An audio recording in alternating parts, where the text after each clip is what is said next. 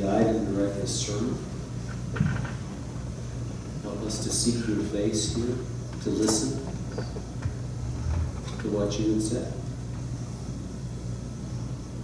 Get the speaker out of the way and may your words come forth. Because it's all about you, God. We want to know you more. We want to hear from your Holy Spirit.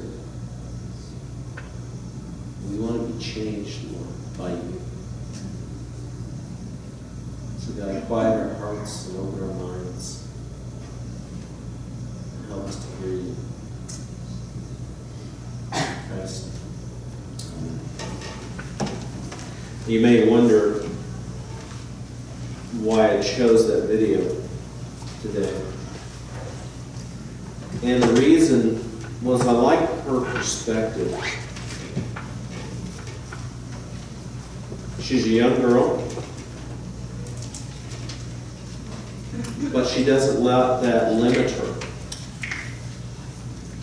And she also realizes that this is an eternal thing. It's an eternal matter. What she's doing right now, you know, in the grand scheme of things, may seem small. Painting people's nails, making contacts. She said something in there that was very interesting. She said, basically, that, you know, she doesn't know how much time she has here. She wants to make it count. None of us know how much time God's going to give us on this earth. Do we make what we do count? Or do we just go through the motions? Are we living in a way where our lives have ultimate meaning? Or are we just kind of going day to day? Get up, eat breakfast, have lunch, go to work, school, go to sleep. Do it again. What are we here for? You know, the other day, I went to a wedding, and it was held at a church, which was really a nice church, and then in the reception, we went to Founders Tower. Now, I don't know if you've ever been to Founders Tower, you know what that is. It's on May Avenue, or right off May Avenue. It's kind of a weird, kind of bluish-gray building. It's 20 stories tall. And at the very top, they have a restaurant called 360. And when I was younger, it used to be called the Eagle's Nest, and the thing actually revolved. It was really cool. Now it doesn't revolve.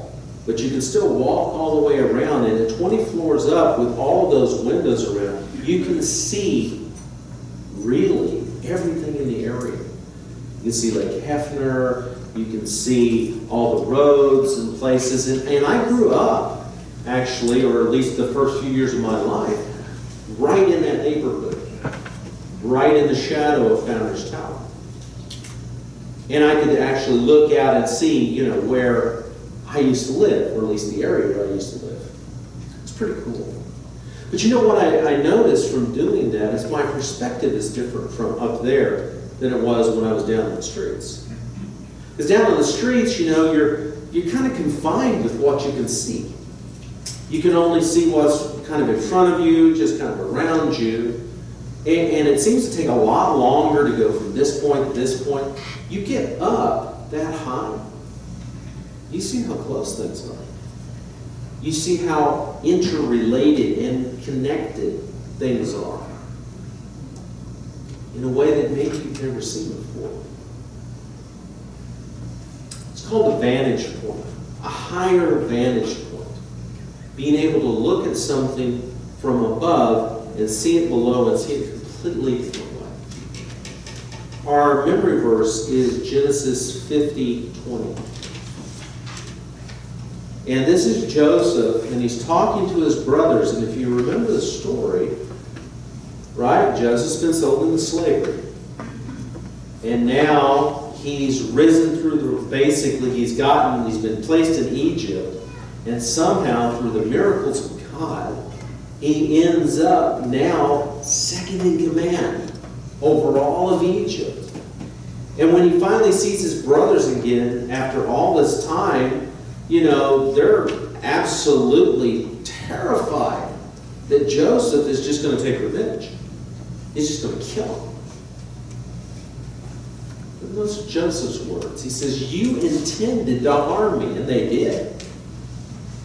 But God intended it for good to accomplish what is now being done, the saving of many lives. Joseph was standing on a spiritually higher vantage point. He was able to look at the situation and not say, what you guys did to me. But look at the higher, the heavenly, the spiritual standpoint and say, look at what God was doing in the process. Do we do that? Or do we only focus on ourselves and what's going on right now? What's happening in our own lives right now? Is that our focus? Or do we ever ask the question, what is God doing in this? What is God trying to do in this situation? We tend to, and Joseph could, we tend to do things like hold grudges. Now, if I were to ask you this, I was ask you about a grudge you might have. Could you come up with it? If I said, Peter, who are you holding a grudge against? Sam, who are you holding a grudge against? Grace, who maybe you have a grudge against? See the slow smiles. You could probably come up with something if you thought. No, Shigu, not me, no. The thing is that we do. We have these resentments. We have these grudges that we've held on to a long time. And that's wrong. We shouldn't. But we do. It's a kind of a natural thing. Because getting hurt is natural. And we react as we're hurt in different ways. But as Christians, the thing is, we're called to be different. We're called to have a higher vantage point, see things from a higher vantage point, have a different perspective than maybe the world does. I remember not too long ago, well, it's been a while, but not too long ago, it's probably a few years, but I was at a gas station in Yukon, and it was busy, and I pulled up. You could come in it two ways, and I pulled up to take this one pump.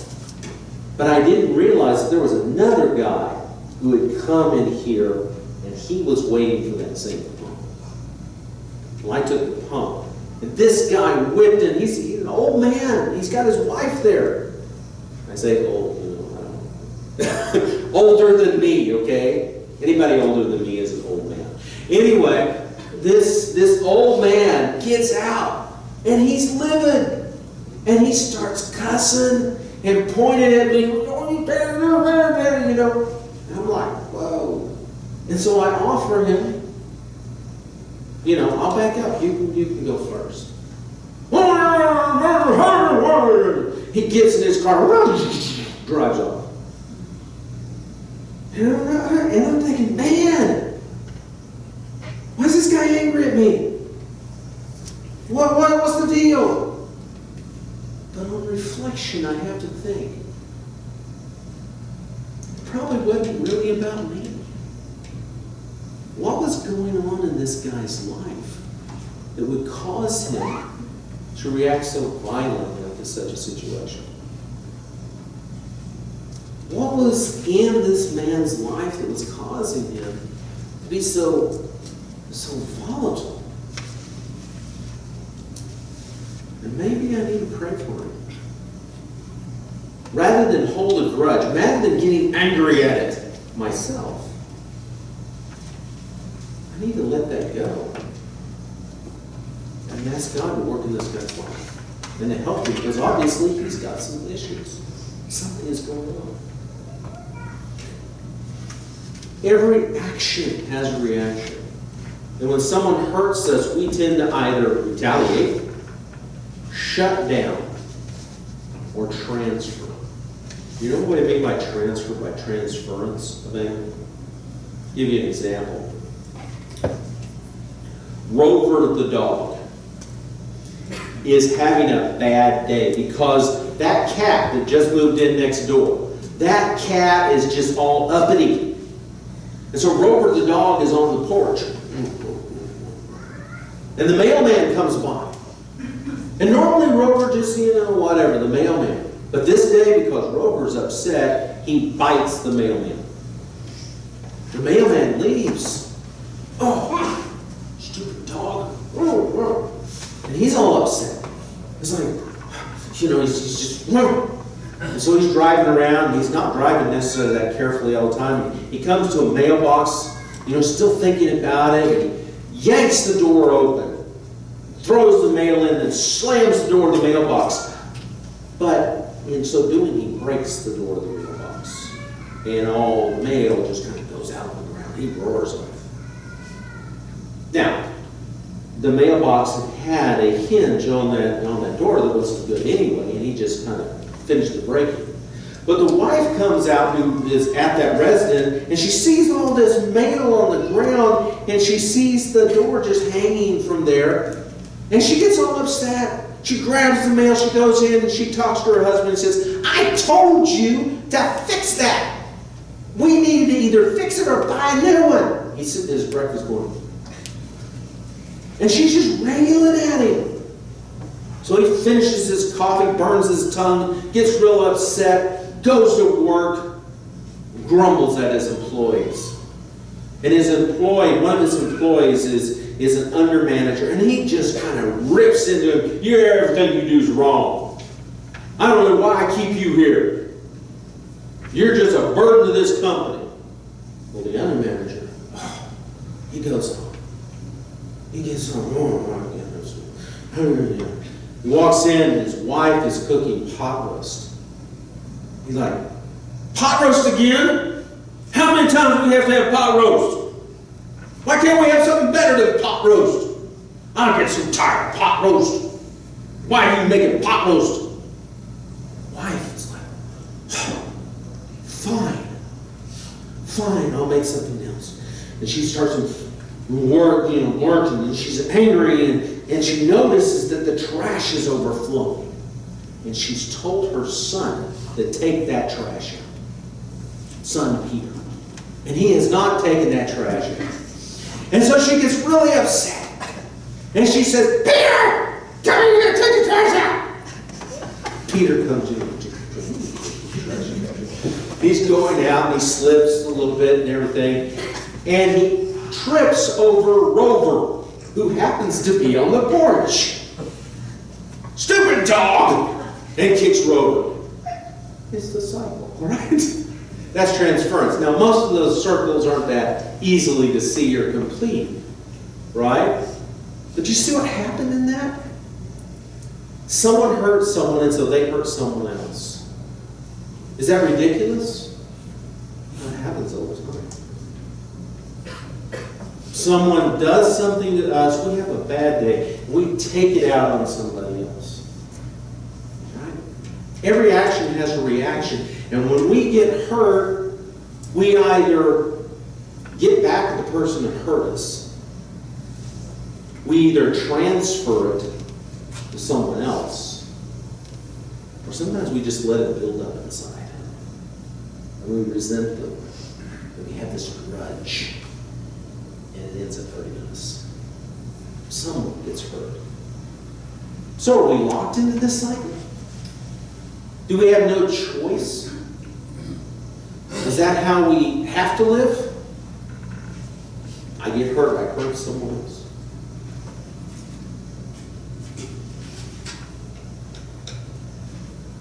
Not as Christians. We're not locked into this as Christians. Look at Matthew 5, 38 through 40. It says, you've heard that it was said, eye for eye and tooth for tooth. Jesus is talking. He says, but I tell you, do not resist an evil person. If anyone slaps you on the right cheek, turn to them the other cheek also. If anyone wants to sue you, and take your shirt, hand over your coat as well. Now we look at this and we go, whoa, Jesus! So we should just let people walk all over us? Is that what this is all about? How's that fair?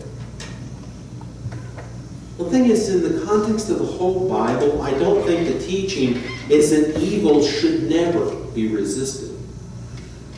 Also, I don't think it means that we should always stick around to be a punching bag. I remember a situation where Jesus, where they were going to throw him off the cliff, basically, and he made his way between them. He didn't just say, okay, throw me.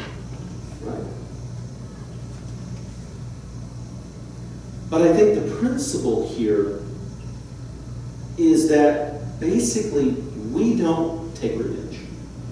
We don't get back. Just because we're hurt, we don't decide, I'm going to hurt you too. Instead, we choose a better way, a different way.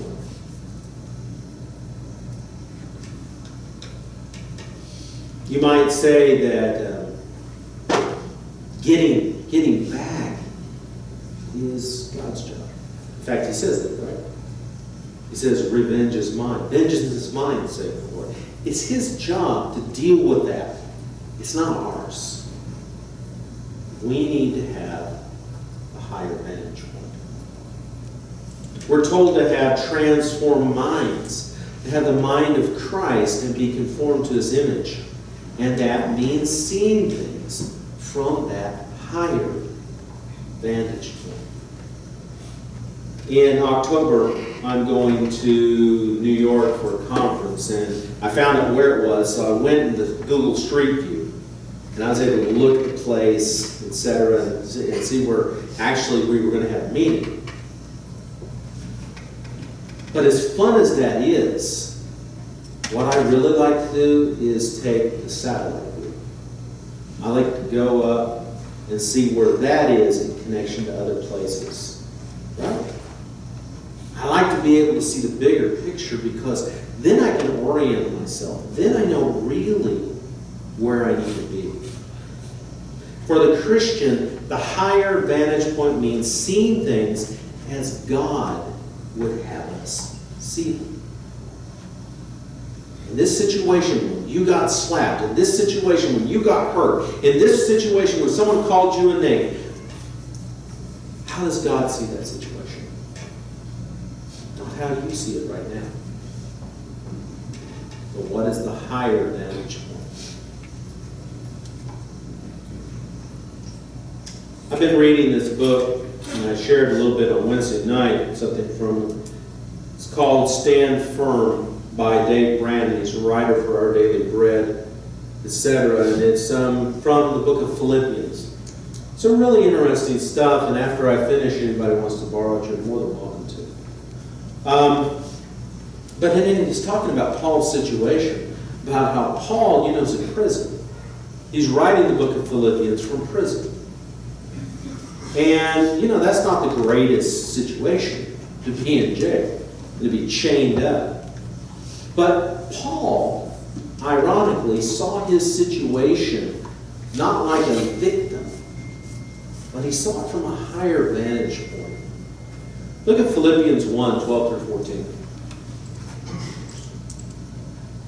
He says, "Now I want you to know, brothers and sisters, that what has happened to me has actually served to advance the gospel. As a result, it's become clear to the whole palace guard and to everyone else that I am in chains for Christ. And because of my chains, most of the brothers and sisters have become confident in the Lord and dare all the more to proclaim the gospel without fear." Paul's in prison. And he's not moaning. Instead, he's praising. Because he's seeing things from a different vantage. If you were in jail for seemingly no good reason and writing to your friends about it, what do you think you would say? I think this is interesting because he put Paul's words down here as if that was the case. He says, what if Paul wrote it this way? "Hey, Paul here.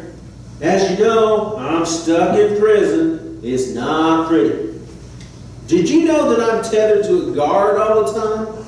I can't even go to the... Oh, well, you don't need to know that. And the food? Awful.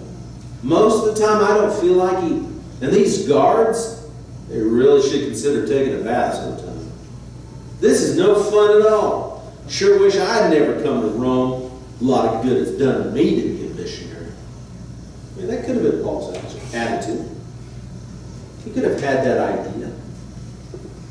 You know, what's the purpose? I'm in jail. Can you relate to that when bad things happen to you? You look at it and you go, well, what's the purpose? Why am I going through this crisis? Why am I going through these problems? Anybody relate? Or is your life really easy? No? We all have problems. We all go through situations, and we all ask questions as to God, why is this happening? But I think one of the issues that we face is that oftentimes we are so focused on ourselves and our own discomfort that we forget to really seriously ask God, God, what are you doing? And I may not understand your purpose, God, but help me to accept that. And help me to realize, Lord, that you have a bigger plan. Your ways are higher than mine, and it's okay if I'm going through this right now, because I know that you're working. See, what looked bad for Paul was actually good. Why? Because the gospel was being advanced, and Paul is laser focused on God's plan. I mean, if you look through the scripture, what do we see about Paul? Paul is always like, I got to promote the gospel. I got to give my life. I got to do whatever I can to reach other people for Christ. That is his passion. That is his focus. And he's smart enough, heavenly smart enough right now to realize that this situation, as terrible as it is actually being used to accomplish that purpose. 1 Corinthians 9:19 through 23, kind of going back on Paul's passion. He says this, he says, though I am free and belong to no one, I have made myself a slave to everyone to win as many as possible. To the Jews I became like a Jew to win the Jews. To those under the law I became like one under the law, although I am myself not under the law, so as to win those under the law. To those not having the law, I became like one not having the law, though I am not free from God's law, but am under Christ's law, so as to win those not having the law. To the weak I became weak to win the weak. I become all things to all people, so that by all possible means I might save some. I do all of this for the sake of the gospel, and that I may share in its blessings. Paul is focused.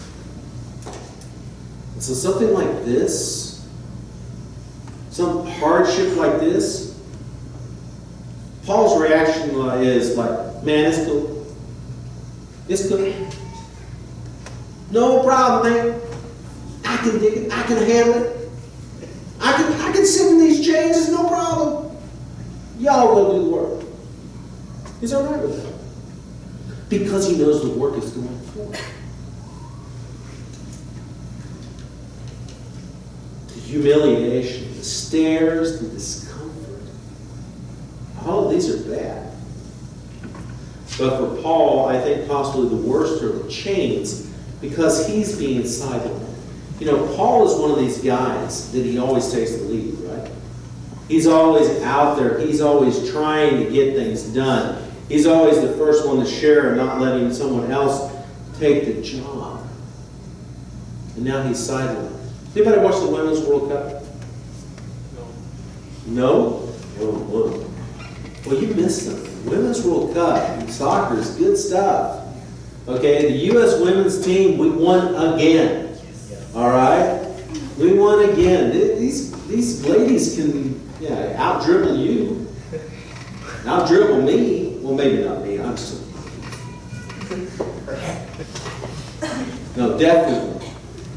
They're great. But you know what? As I'm watching this and I'm watching them celebrate afterwards, and everybody's jumping, I'm looking at it and I follow this. I watch the games. And I notice that there are people I don't recognize. There are players out there, you know, like there's this goalie and she's played great. And then there's this backup goalie that's coming out there. And there's other players that I don't recognize. And they were the ones who sat on the bench. Everybody else is out there getting the glory, making the shots, making the saves. And these people are there in case the others are getting hurt. Right? I mean, they may get in, you know, a couple minutes for the end of the game or something like that, but for the most part, they just sit there. They're on this huge stage, and yet they're not in the limelight. And you got to think, okay, what must that feel like? What must that feel like? And yet they're out there celebrating because they see a bigger picture. This is about a team, not about the individual. Paul has been the one leading, but Paul's not anymore. And he's not moaning. He's cheering on the team. Verse 14 said what? I'll pull it up. You don't have to. Verse 14 says, "And because of my chains, most of the brothers and sisters have become confident in the Lord and dare all the more to proclaim the gospel without fear." And he's jazzed that this is happening. Is that our reaction when someone else gets the credit? Let's give you an example. Sound on the video worked really well today, right? But how many remember a lot of the times when it hasn't worked? Right? I mean, I almost cringe every time I walk up here. We're going to have a video. Is the sound going to work? Right? But lately it's been working well. I don't know what happened. Maybe somebody figured it out. There was a setting.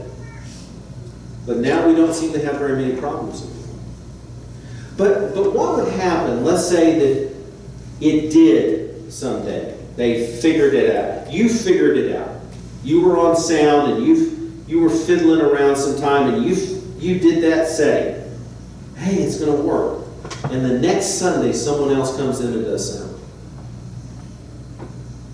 And it works perfectly. And I come up to them, and Sam comes up to them, and they go, "Hey, great job with the sound. You did such a good job with that. Man, we ought to have you train others." And you're sitting back there going,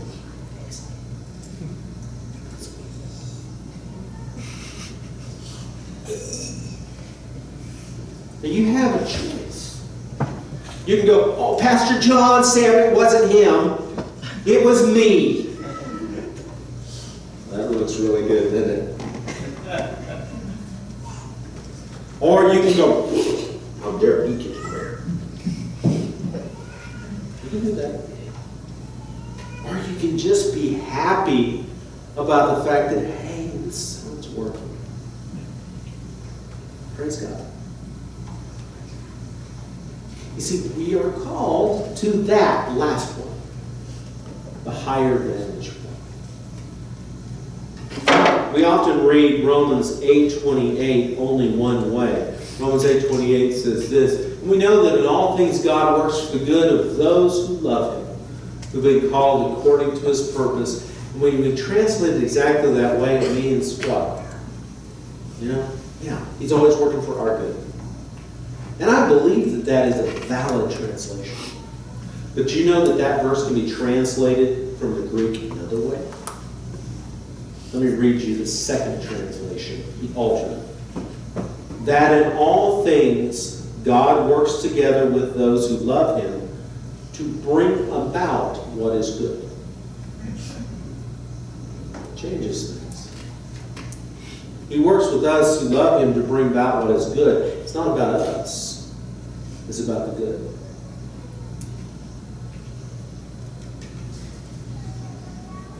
Sometimes we're called to sit on the bench. Sometimes we're called to be on the sidelines. Sometimes we're called to work behind the scenes to make things happen, not for our glory, but for the greater good. Our ultimate good is found in God's plan for us. Seen from the higher vantage point can give us also an internal mindset. An eternal mindset. Remember Esau from the Bible? Esau and Jacob, they're twins. Very different men. And Esau is out, he's rough and he's tumble, and he's been working, and man, he's hungry. He's hungry for some stew. Jacob's willing to give it to him if Esau was selling his birthright. And Esau's like, birthright, whatever, man. Give me stew, I'm hungry now. Before we judge him, how often do we live in the moment? We live only for the present time. What gratification I can have right now. And we don't look at the future. We don't look at the eternal perspective. It's all about our present situation. That's easy to do when we're so self-focused. But as Christians, we need to get our minds off of ourselves and see the bigger picture. I was driving today to church, and I'm on the Broadway extension. And I don't know if those of you who drive, if you ever noticed, but the Broadway extension seems like it's straight.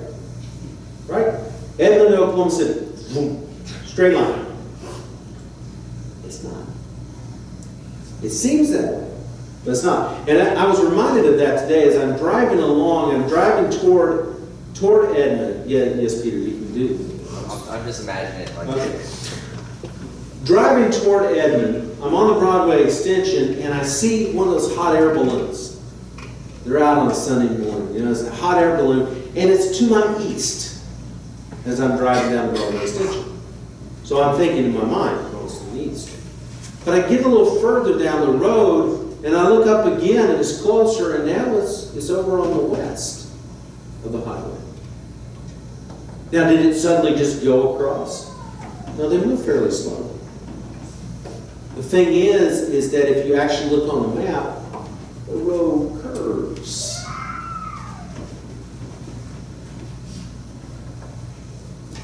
The thing is that the roads that we are on in life may seem straight to us.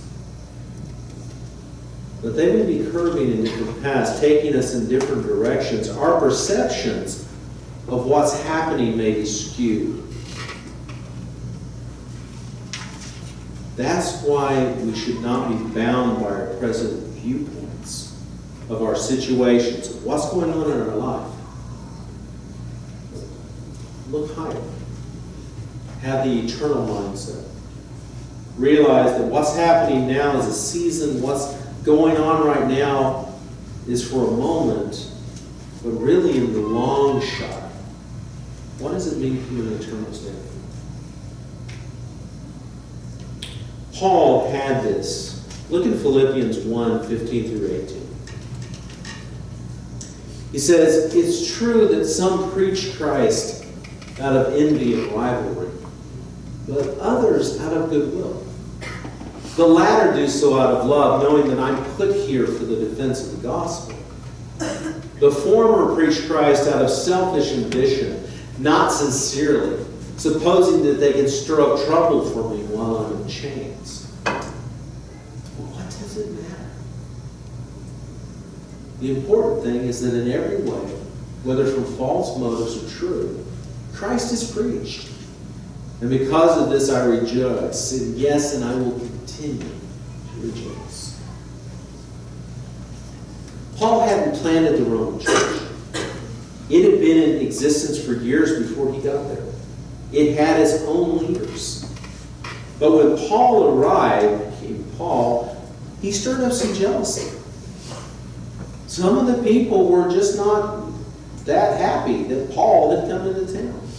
And so when Paul is in chains in the Roman jail, some of them are going, yeah, and I'm sure that they're skewing their message a little bit and say, well, maybe God's not really happy with Paul.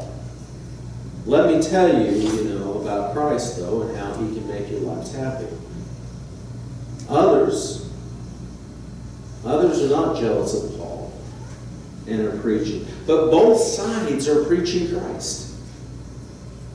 Now, our natural reaction would be, possibly, those guys who are against me, and I hope they fall in a ditch someplace, whatever. But Paul is saying, hey, it's cool. Because the gospel is going forth. The gospel is being preached, and so what does it matter? Paul had an eternal mindset. He was looking at it from the bigger picture. See, Christians, they're not perfect. I'm not perfect. You're not perfect. No, the Billy Grahams of the world, they weren't perfect. We're all sinners saved by grace. We all make mistakes. But Paul was looking at the bigger picture and saying, it's okay. They're doing it for the wrong reasons, but at least they're doing it. So, how does this passage apply to us today? You and I may never be in physical chains.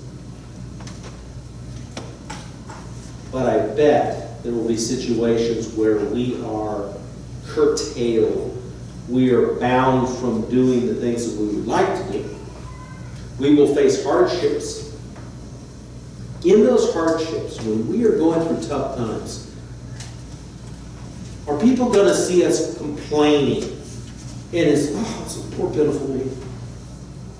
Or are they going to see Christ in their life?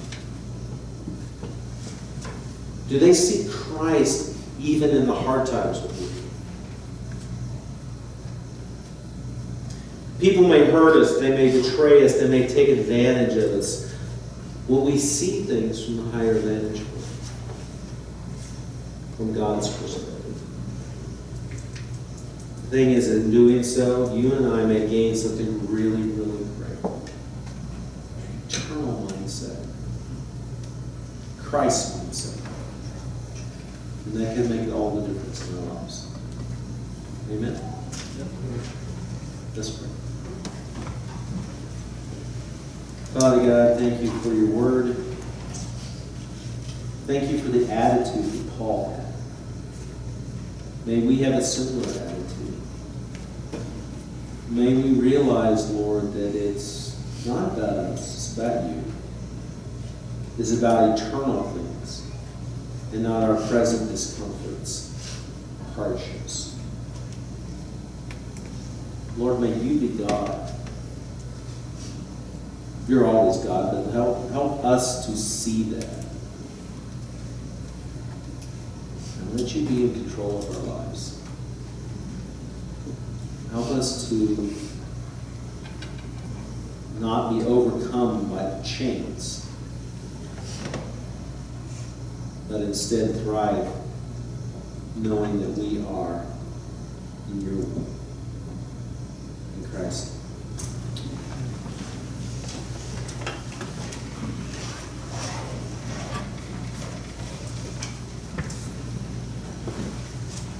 Now, in order to preach the gospel and to continue our ministries and complete our work that we have before us, it takes resources.